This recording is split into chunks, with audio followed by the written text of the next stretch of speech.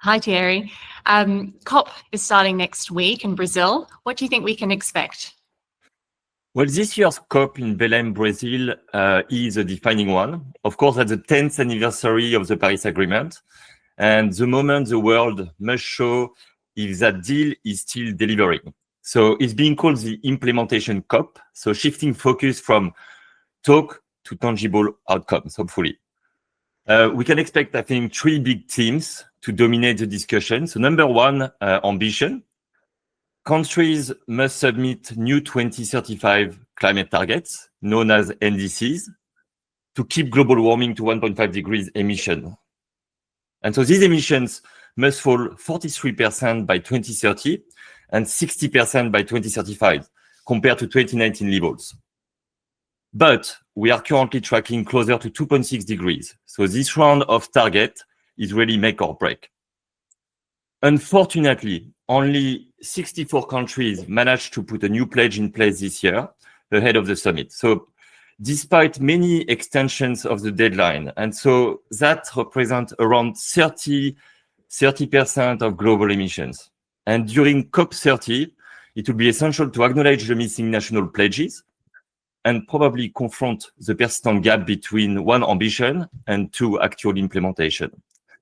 Now, if we deep dive a little bit into the countries, of course, US, while President Donald Trump has said he will pull out of the Paris Agreement, that process is not completed yet. So the UN are keeping the US plans in their calculations, even if this won't happen as planned. So there is a bit of uncertainty here.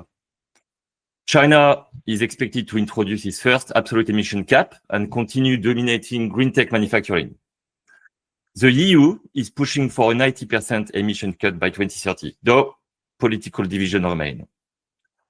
Large carbon producers, such as India and Indonesia, haven't yet unveiled their carbon plan. So they will likely do so during COP30. That's what we are expecting. And this may have a significant impact on the overall projections by 2035.